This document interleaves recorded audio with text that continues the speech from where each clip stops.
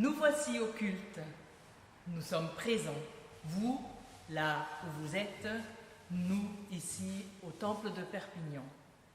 L'Esprit Saint nous unit. Bienvenue en ces temps pas très faciles à vivre. Chantons et prions le Seigneur. Écoutons sa parole.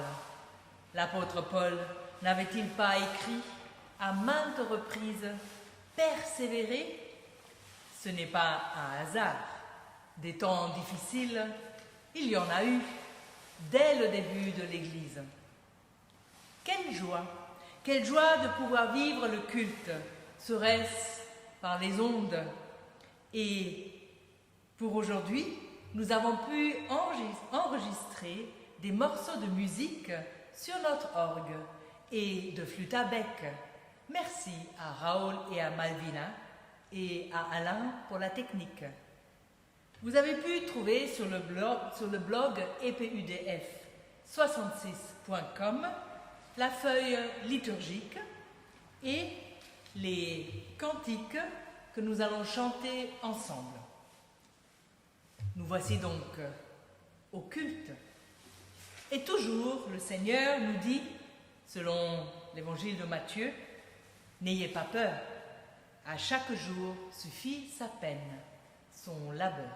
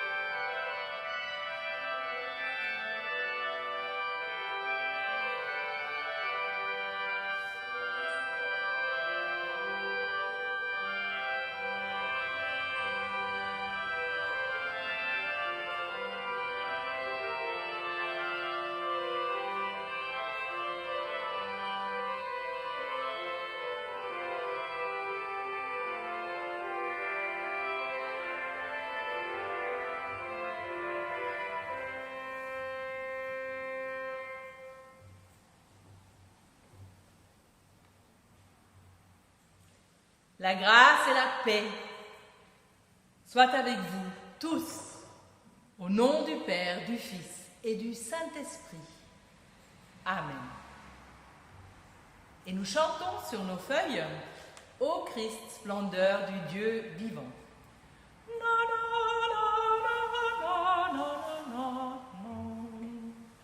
Ô Christ, splendeur du Dieu vivant, tout rayonnant de sa clarté, lumière au ciel, jour éclatant, dont nos jours sont illuminés.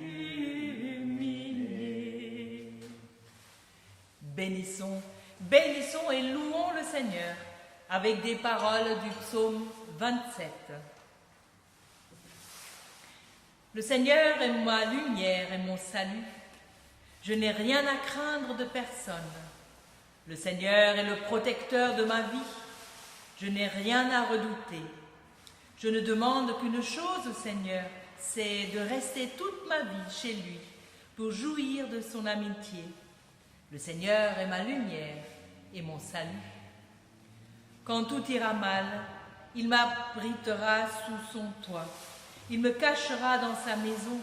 Il me mettra sur un roc hors d'atteinte. Je réfléchis à ce que tu as dit. Tournez-vous vers moi. Seigneur, je me tourne vers toi. Le Seigneur est ma lumière et mon salut. Compte patiemment sur le Seigneur. Ressaisis-toi et prends courage. Oui, je compte sur le Seigneur. Le Seigneur et ma lumière et mon salut. Amen. Et nous poursuivons la louange par le chant « Nos cœurs te chantent », nos cœurs te chantent, nos voix, de toute façon, nos cœurs te chantent, au numéro 4105. 4105.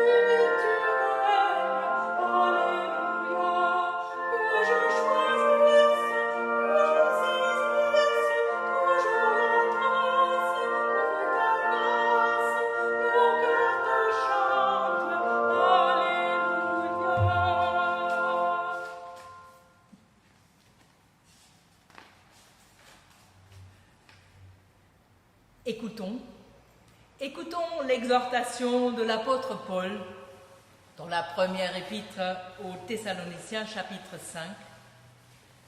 Frères et sœurs, vivez en paix entre vous. Donnez du courage à ceux qui en ont peu. Soutenez les faibles. Soyez patients envers tous. Prenez garde que personne ne rende le mal pour le mal, mais cherchez en tout temps à pratiquer le bien entre vous et envers tous les humains. Soyez toujours joyeux, priez sans cesse, remerciez Dieu en toutes circonstances. Voilà ce que Dieu demande de vous dans votre vie avec Jésus-Christ. Ne faites pas obstacle à l'action du Saint-Esprit, mais examinez toutes choses, retenez ce qui est bon et gardez-vous de toute forme du mal. Et nous chantons « Tu es soleil et bouclier ». Tu es soleil et bouclier, resplendidant d'espoir sans fin, que ton amour vienne enflammer nos cœurs remplis de l'Esprit Saint.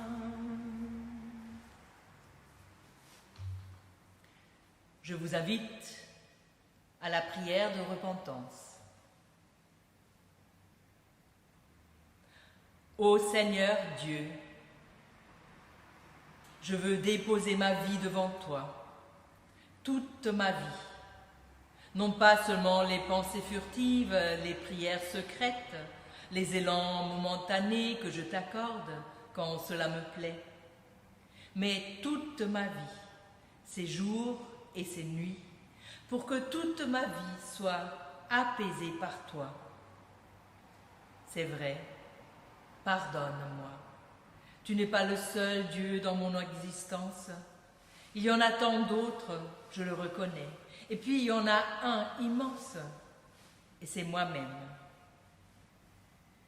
Je te prie, ô Dieu Père, de me libérer de l'angoisse de vouloir tout maîtriser, de me délivrer de la pensée que je dois faire mes preuves à chaque instant. Pardonne-moi cet égocentrisme, cet orgueil, cette méfiance envers toi, ce manque d'attention envers mon prochain. Rappelle-moi sans cesse que la paix vient de toi, que la vie vient de toi, que l'amour vient de toi, que l'espérance vient de toi. Oui, pardonne-moi Seigneur. Amen. Et nous poursuivons la prière. Jésus le Christ, lumière intérieure. Jésus le Christ, lumière intérieure, ne laisse pas mes ténèbres me parler. Jésus le Christ, lumière intérieure, donne-moi d'accueillir ton amour. Jésus le Christ, lumière intérieure, ne laisse pas nos ténèbres nous parler. Jésus le Christ, lumière intérieure, donne-nous d'accueillir ton amour.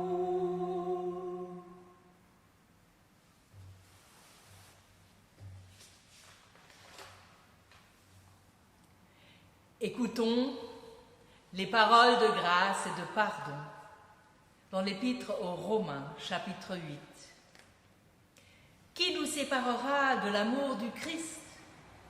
J'ai l'assurance que ni la mort, ni la vie, ni les anges ou autres puissances célestes, ni le présent, ni l'avenir, ni les forces d'en haut, ni celles d'en bas, ni aucune autre chose créée ne pourra nous séparer de l'amour de Dieu manifesté en Jésus-Christ, notre Seigneur.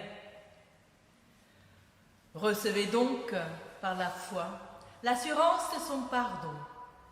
Le Seigneur vous maintient dans sa grâce et vous conduit vers la vie éternelle. Amen. Alors, chantons notre reconnaissance. Ô ma joie et mon espérance, le Seigneur est mon chant, c'est de lui que vient le pardon. Na, na, na. Ô ma joie et mon espérance, le Seigneur est mon chant, c'est de lui que vient le pardon. En lui j'espère, je ne crains rien. En lui j'espère, je ne crains rien.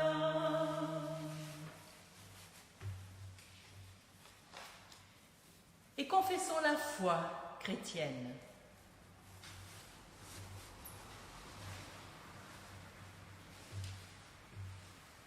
Nous croyons en Dieu le Père qui a créé et qui continue de créer.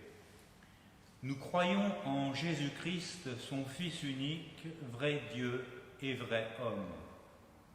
Il est né comme nous d'une femme, il est mort à la croix et ressuscité. Il est venu réconcilier et renouveler toutes choses. Nous croyons en l'Esprit Saint, source de vie qui œuvre en nous. Dieu nous appelle à être son Église, à célébrer sa présence et à proclamer son royaume. Amen.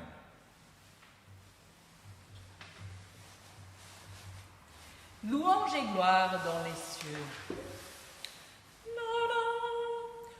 Louange et gloire dans les cieux, au Fils unique et bien-aimé, au Saint-Esprit, à notre Dieu, qui règne pour l'éternité.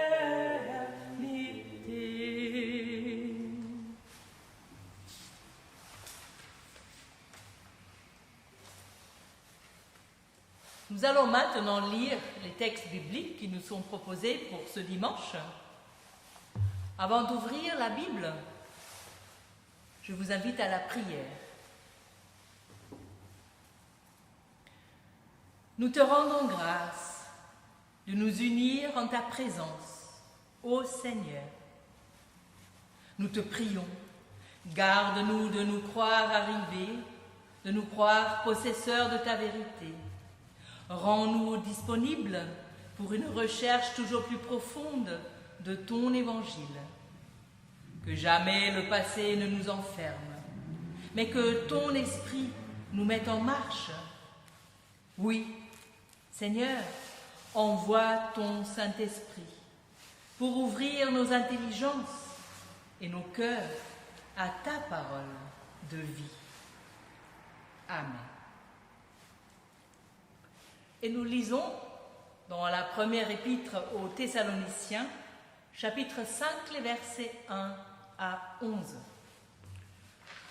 En ce qui concerne les temps et les moments, vous n'avez pas besoin, frères et sœurs, qu'on vous écrive à ce sujet. En effet, vous savez bien vous-même que le jour du Seigneur viendra comme un voleur dans la nuit. Quand les hommes diront « paix et sécurité », alors une ruine soudaine fondra sur eux. Comme les douleurs sur la femme enceinte, ils n'y échapperont pas.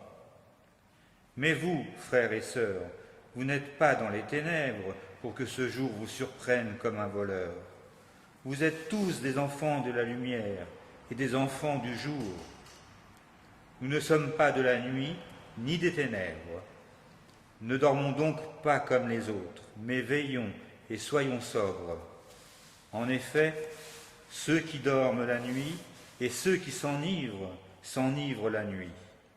Mais nous, qui sommes du jour, soyons sobres, enfilons la cuirasse de la foi et de l'amour et ayons pour casque l'espérance du salut. En effet, Dieu ne nous a pas destinés à la colère, mais à la possession du salut par notre Seigneur Jésus-Christ, qui est mort pour nous, afin que, soit que nous veillions, soit que nous dormions, nous vivions ensemble avec lui.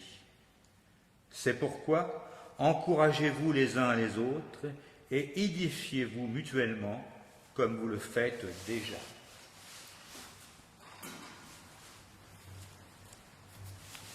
Et dans l'Évangile, selon Matthieu, chapitre 25, les versets 14 à 30.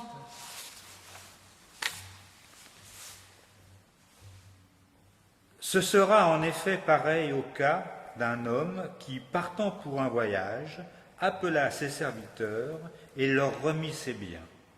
Il donna 5 sacs d'argent à l'un, 2 à l'autre et 1 au troisième, à chacun selon sa capacité. Puis il partit aussitôt. Celui qui avait reçu les 5 sacs d'argent s'en alla travailler avec eux et gagna 5 autres sacs d'argent. De même, celui qui avait reçu les 2 sacs d'argent en gagna 2 autres. Celui qui n'en avait reçu qu'un alla creuser un trou dans la terre et cacha l'argent de son maître. Longtemps après, le maître de ses serviteurs revint et leur fit rendre des comptes. Celui qui avait reçu les 5 sacs d'argent s'approcha, en apporta 5 autres et dit « Seigneur, tu m'as remis 5 sacs d'argent, en voici 5 autres que j'ai gagnés. » Son maître lui dit « C'est bien, bon et fidèle serviteur. Tu as été fidèle en peu de choses, je te confierai beaucoup. Viens partager la joie de ton maître. » Celui qui avait reçu les 2 sacs d'argent s'approcha aussi et dit « Seigneur, tu m'as remis 2 sacs d'argent, en voici 2 autres que j'ai gagnés. » Son maître lui dit « C'est bien, bon et fidèle serviteur. Tu as été fidèle en peu de choses, je te confierai beaucoup. Viens partager la joie de ton maître. » Celui qui n'avait reçu qu'un sac d'argent s'approcha ensuite et dit « Seigneur, je savais que tu es un homme dur, tu moissonnes où tu n'as pas semé, et tu récoltes où tu n'as pas planté. J'ai eu peur, et je suis allé cacher ton sac d'argent dans la terre. Le voici, prends ce qui est à toi, Son maître lui répondit, « Serviteur mauvais et paresseux, tu savais que je moissonne où je n'ai pas semé, et que je récolte où je n'ai pas planté. Il te fallait donc remettre mon argent au banquier, et à mon retour, j'aurais retiré ce qui est à moi avec un intérêt. Prenez-lui donc le sac d'argent et donnez-le à celui qui a les 10 sacs d'argent. En effet, on donnera à celui qui a, et il sera dans l'abondance. Mais à celui qui n'a pas, on enlèvera même ce qu'il a. Quant au serviteur inutile, jetez-le dans les ténèbres extérieures. C'est là qu'il y aura des pleurs et des grincements de dents. » Louange à toi, ô Christ.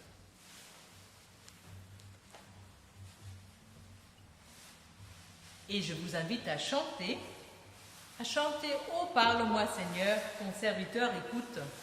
C'est au numéro 2204. 2204, « Oh, parle-moi Seigneur ».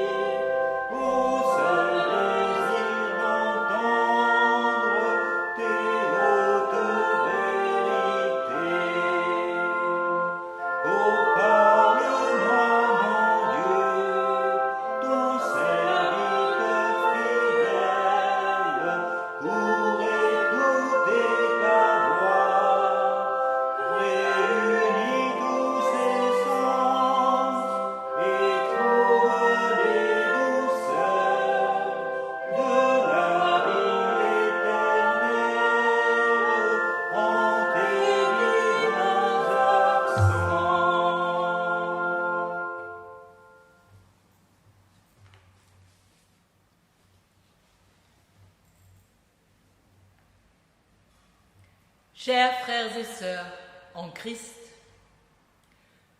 avons-nous ici un plaidoyer pour le capitalisme et la finance, tellement inhabituel dans la bouche de Jésus, lui qui a chassé les marchands du temple? Défendrait-il ici le jugement et l'exclusion, lui qui s'occupe de la brebis perdue, cherchée par le berger et retrouvée avec joie? Quel passage étrange, injuste, sans pitié, déroutant. Le verset 29, par exemple, « On donnera à celui qui a, et à celui qui n'a pas, on enlèvera même ce qu'il a. » Et pourquoi l'homme qui a caché l'argent du maître dans la terre, pourquoi est-il puni? Il lui a pourtant rendu l'argent. Et plus, le maître n'avait donné aucune consigne, il avait juste confié ses sacs d'argent ou ses talents, traduction fidèle au texte original grec, il avait juste confié ses talents à ses serviteurs, à chacun selon ses capacités, 5, 2 ou 1. Quel est l'acte si grave dans notre parabole? Pourquoi cette dureté à la fin? Regardons de près.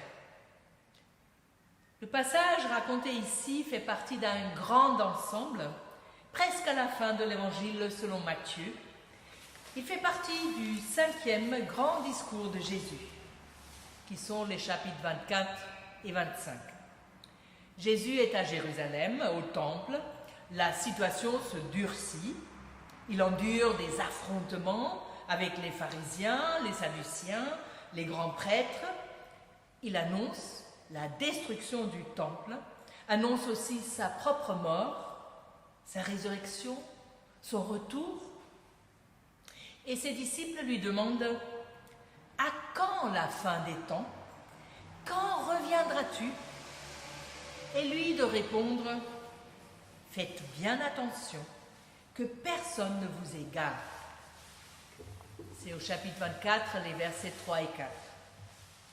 3 jours après, Jésus devra subir l'arrestation, la torture, la mise à mort sur la croix, épreuve terrible pour ses disciples qui avaient mis tout leur espoir en lui. C'est l'heure de la décision, l'heure de parler clair. Tout au long de l'Évangile, il y avait eu des enseignements sur l'amour, sur le pardon. Il y avait eu des guérisons, il y avait eu l'appel. Maintenant, il s'agit de reconnaissance, de responsabilité, d'être éveillé et de se tenir prêt. Dans notre chapitre 25, nous trouvons alors 3 paraboles, très connues d'ailleurs. Avant notre passage, celle des 10 jeunes filles sensées ou insensées, les vierges sages et folles, qui reçoivent l'appel de tenir leur lampe allumée et de se tenir prêtes. Nous l'avons médité dimanche passé. Après notre passage, nous avons la parabole du dernier jugement sur les brebis et les boucs. Et l'appel, ce que vous avez fait à l'un de ces plus petits de mes frères, c'est à moi que vous l'avez fait. Nous la méditerons dimanche prochain. Au milieu donc, nous avons notre parabole sur les talents confiés. L'ambiance est tendue, l'heure presse, l'heure de la conviction et de l'adhésion, l'heure du oui au Seigneur. Mais quand même, une telle parabole ne donne-t-elle pas raison aux managers, aux investisseurs, à ceux qui n'agissent que pour leur profit? N'est-elle pas sans merci, sans grâce et sans amour, et contredit la bonne nouvelle du Dieu de la grâce? Cependant, regardez, n'avons-nous pas ici 2 paraboles, 2 messages? Une première. Un homme parti en voyage, il confia ses biens à ses serviteurs. À l'un 5 talents, à l'autre 2, à chacun selon ses capacités, puis il partit. Aussitôt, ses serviteurs allaient les faire valoir et doublèrent chacun le bien confié. Quand le maître revient, ses serviteurs s'avancent en disant « Maître, tu nous avais confié 5 ou 2 talents. Voici 5 ou 2 talents de plus que nous avons gagnés. » Leur maître leur dit alors à chacun « C'est bien, bon et fidèle serviteur, viens te réjouir avec ton maître. » C'est une parabole lumineuse, joyeuse, qui donne courage. Une parabole qui donne envie d'investir ses propres talents et de les faire fructifier. Viens te réjouir, partager la joie de ton maître, est-il écrit de surplus. Ou dans d'autres traductions, entre dans la joie de ton maître. Quelle belle promesse, joyeuse, plein d'accueil. Hélas, Jésus raconte en même temps une deuxième parabole. Un homme parti en voyage. et confia une partie de son bien à son serviteur, mais celui-ci s'en alla creuser un trou dans la terre et cacha l'argent de son maître. Au retour de son maître, il dit « Maître, je savais que tu es un homme dur. Par peur, je suis allé cacher ton talent dans la terre. Le voici, tu as ton bien. » Mais son maître lui répondit « Mauvais serviteur, timoré, retirez-lui donc son talent et donnez-le à celui qui a les 10 talents. Car à tout homme qui a, l'on donnera et il sera dans la surabondance. Mais à celui qui n'a pas, même ce qu'il a lui sera retiré. Quant à ce serviteur bon à rien, jetez-les dans les ténèbres du dehors. Là seront les pleurs et les grincements de dents. » Une parabole terrible qui fait peur peut-être. Une parabole qui provoque de l'incompréhension, de la colère, du rejet. Dieu serait-il comme cela, qui enlève le peu qu'on a, qui jette dehors? Voyez, dans cette parabole double, je vois en même temps un danger et une chance. Le danger de nous laisser paralyser par la deuxième parabole. Paralysés par cet air sombre et menaçant, par le dépit ou la résistance que provoque l'attitude dure et sans pitié de ce maître, le danger est de nous bloquer et de perdre de vue la première parabole lumineuse, joyeuse et encourageante. Mais voyez, la chance de cette double parabole est que la deuxième parabole éveille et rend attentif à la première parabole. Car cela n'arrive-t-il pas que des paroles douces et faciles à comprendre ont pour effet qu'on les écoute qu'à demi-oreille et qu'on s'endorme et devienne bien content de soi-même? Elle est alors comme un seau d'eau fraîche, cette deuxième parabole. Un seau d'eau fraîche que Jésus verse sur nos têtes endormies. On sursaute, on cherche son souffle, on veut savoir qui c'était et pourquoi il a fait ça. Vous l'avez remarqué, notre parabole parle de personnes qui ont reçu beaucoup de choses de la part de Dieu. Un talent, comme il est écrit dans le texte grec, un talent est une somme immense, 30 à 35 kilos d'or. Tout un sac d'argent, comme le traduisent d'autres Bibles. Le salaire de 17 à 20 ans. Une somme immense donc. Serait-ce 5 ou 2 ou 1 talent? De toute façon, immense. Il s'agit donc d'autre chose que d'économie et de rendement dans cette parabole.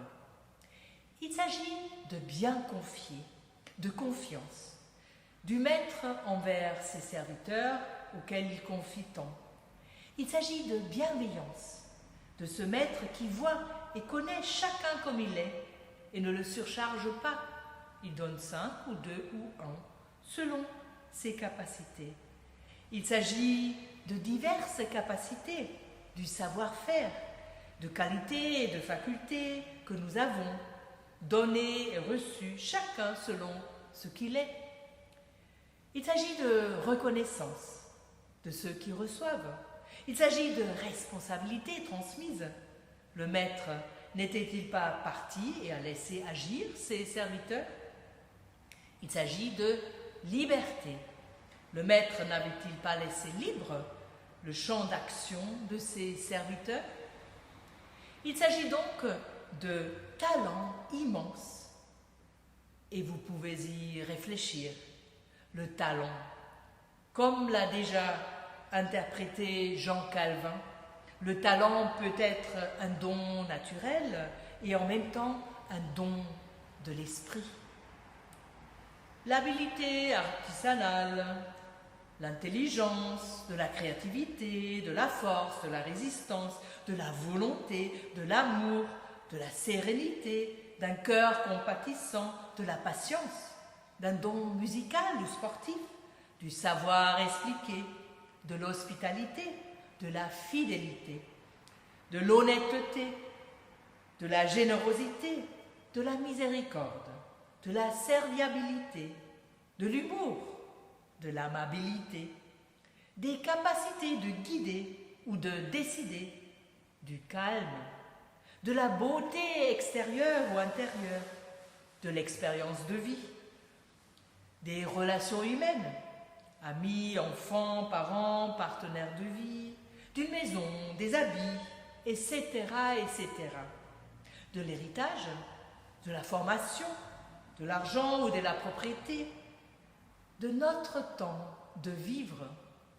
Vous en trouverez encore et encore. Chacun de nous est inondé de talents, de dons matériels et de dons de l'esprit. Raison pour être reconnaissant et en faire quelque chose. Raison pour les utiliser, de les mettre à disposition. Le résultat est: entre dans la joie de ton maître, viens partager la joie, cette joie profonde qui fait vivre. Voici donc que Jésus nous invite, avec cette première parabole, à la confiance. À la confiance en Dieu, à la reconnaissance, à la confiance de pouvoir prendre en main les défis, à l'attitude reconnaissante qui met à disposition nos talents reçus, talents de toutes sortes, talents matériels et talents en esprit. Il n'y aura que des gagnants. Par contre, quelle douche froide donnée par la deuxième parabole, si cette confiance en Dieu n'est pas au rendez-vous, si on préfère cacher son talent dans la terre, sans aucune prise de risque pour l'exposer à la rencontre, à la dynamique de vie, replié sur soi-même tout seul, dans la peur, sans confiance en lui. Et voyez cette peur qu'avance le troisième serviteur, cette accusation de son maître: je savais que tu es dur, d'ailleurs assez gonflé. Dire cela à un maître qui lui a donné tant. Cette peur revendiquée n'est-elle pas déjà l'irruption de la relation, le refus de la confiance? Confiance, vous le savez, les mots confiance, fidèle et foi ont la même racine, du latin fides.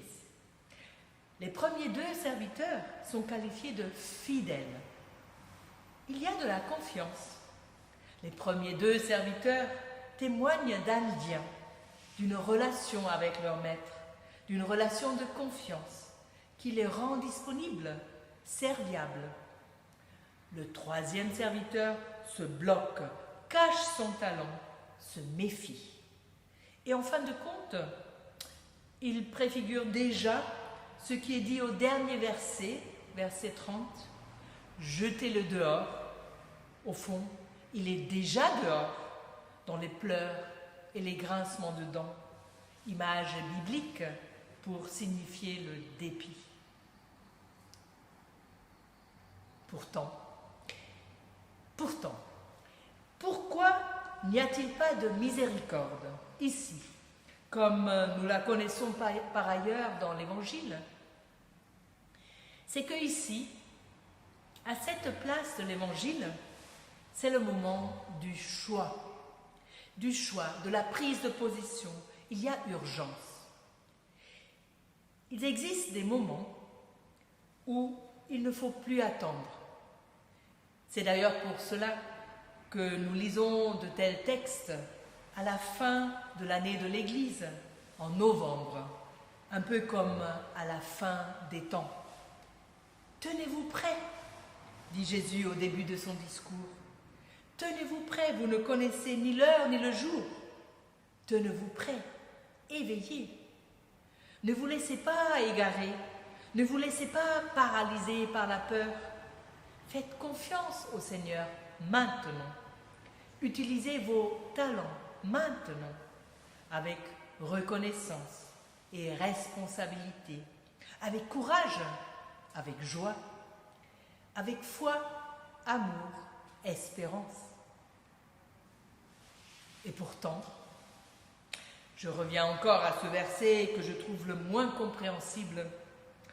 On donnera à celui qui a, et à celui qui n'a pas, on enlèvera encore ce qu'il a.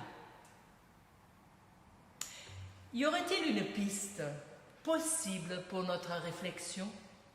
Voyez ce talent, ce don de Dieu, confié par lui. Si on le fait fructifier, partager, il augmente. Si je ne le reconnais pas, s'il stagne, il se perd, il est enlevé. Car le don de Dieu ne peut jamais rester propriété stagnante.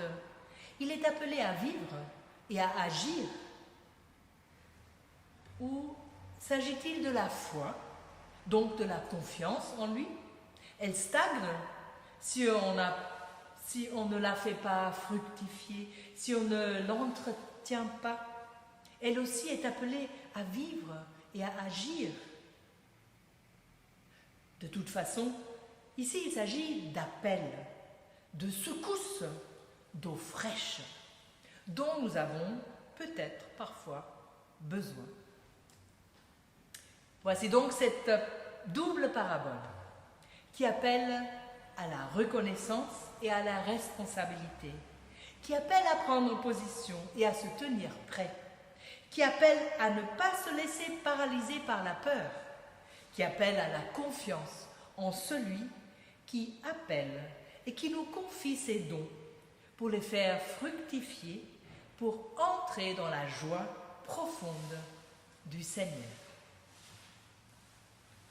Amen.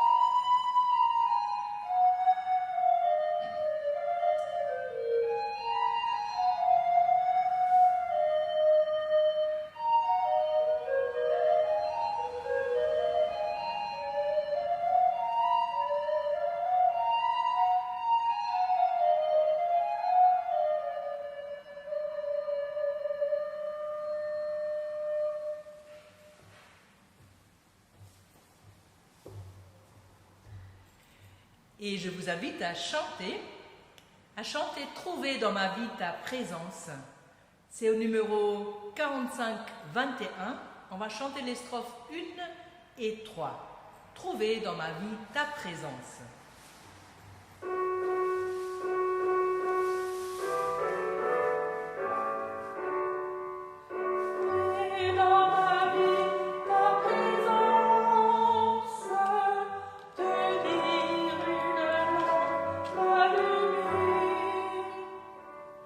Choisir avec toi la confiance.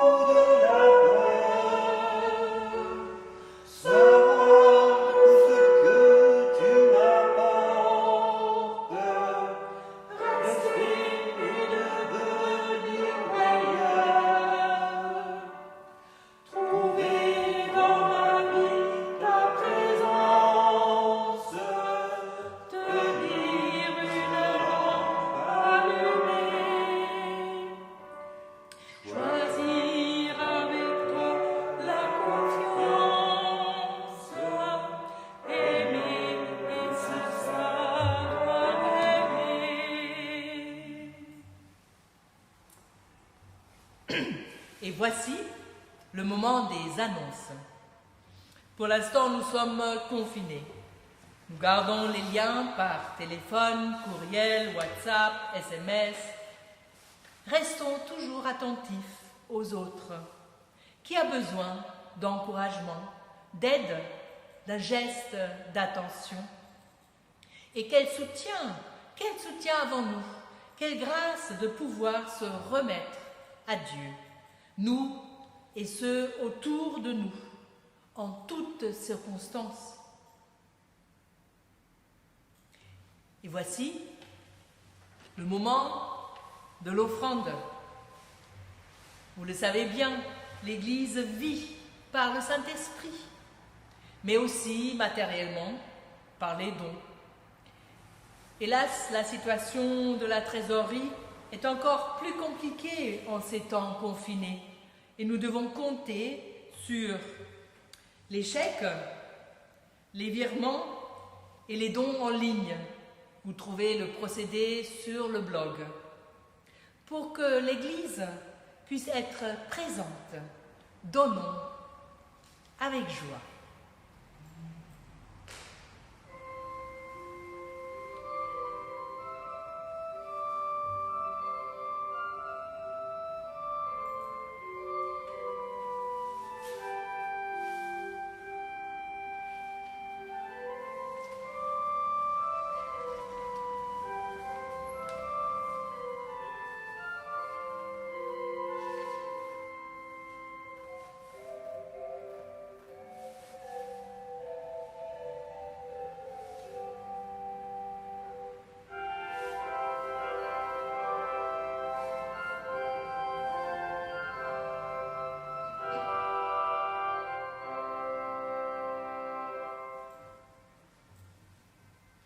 Nous voici, Seigneur, avec ce que nous sommes et ce que nous pouvons apporter.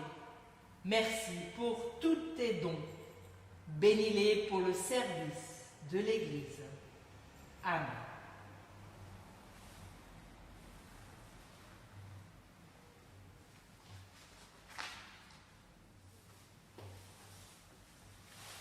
Je vous invite à la prière. Ô Seigneur Dieu, nous venons vers toi pour te prier pour le monde, ce monde plein de beauté, ce monde dans le désarroi, en ces crises sanitaires, économiques, terroristes, écologiques. Nous te prions. Nous te prions pour les personnes en fuite, les personnes en deuil, les personnes qui ne peuvent pas vivre dans leur pays, et pour les personnes qui cherchent des solutions d'accueil. Nous te prions pour les personnes qui doivent vivre des grandes difficultés de santé sociale, économique, familiale, en ce temps de pandémie et de confinement autour du monde. Et nous te prions pour que ces mesures puissent avoir l'effet bénéfique. Nous te prions pour la paix et la justice, pour le respect de chaque être humain. Et nous te prions pour l'Église, ici et dans le monde, et pour toutes les églises locales de notre région qui auraient dû avoir le synode régional ce week-end. Oui, Seigneur, ouvre-la à ta foi, ton espérance, ton amour, qu'elle te serve avec courage, confiance, humilité et fidélité, avec joie et l'attention à l'autre. Aide-nous à nous ancrer dans la prière pour rayonner autour de nous. Et nous te prions pour ceux qui souffrent à cause de l'Évangile.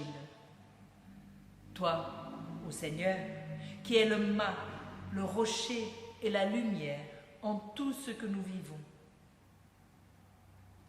Nous te prions pour celles et ceux qui doivent traverser l'épreuve, la maladie, la solitude ou la rupture, pour ceux qui approchent de la mort, pour ceux qui désespèrent et ne voient plus que leur horizon limité. Ô Seigneur, redonne du souffle et ta lumière. Enfin, Seigneur, nous te prions pour notre Église et ses temps à venir. Garde-la ouverte à ton Saint-Esprit, ancrée dans la foi, l'espérance, l'amour. Et dans le silence de nos cœurs, nous pouvons te nommer les personnes et les situations que nous voulons te confier.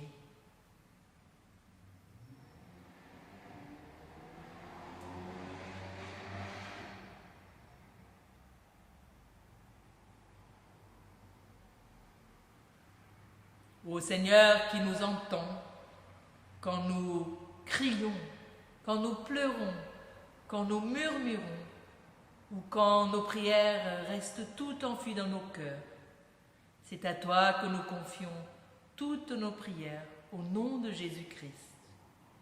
Et c'est avec lui et avec les chrétiens de tous les temps, de tous les lieux, de toutes confessions, que nous pouvons prier. Notre Père, qui es aux cieux, que ton nom soit sanctifié, que ton règne vienne, que ta volonté soit faite sur la terre comme au ciel. Donne-nous aujourd'hui notre pain de ce jour. Pardonne-nous nos offenses, comme nous pardonnons aussi à ceux qui nous ont offensés. Et ne nous laisse pas entrer en tentation, mais délivre-nous du mal, car c'est à toi qu'appartiennent le règne, la puissance et la gloire, au siècle des siècles. Amen.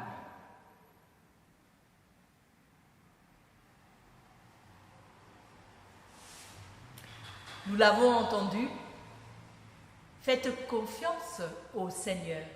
Maintenant, utilisez vos talents, maintenant, sans peur, sans paralysie, avec reconnaissance et responsabilité, avec courage, avec joie, avec foi, amour, espérance. Entre dans la joie de ton Maître et recevez la bénédiction de la part de Dieu. Que le Seigneur, Père, Fils et Saint-Esprit, vous bénisse et vous garde. Que le Seigneur fasse rayonner sur vous son regard et vous accorde sa grâce. Que le Seigneur porte sur nous son regard et nous donne la paix, aujourd'hui, demain et chaque jour à nouveau, jusque dans l'éternité. Amen. Et nous chantons alors le dernier chant sur nos feuilles. Toi, lève-toi et va au nom du Christ. Non, non, non, non. Toi, lève-toi et va au nom du Christ. Porter l'amour de Dieu au monde. Toi, lève-toi et va au nom du Christ. Porter l'amour de Dieu au monde. Bon dimanche à vous tous.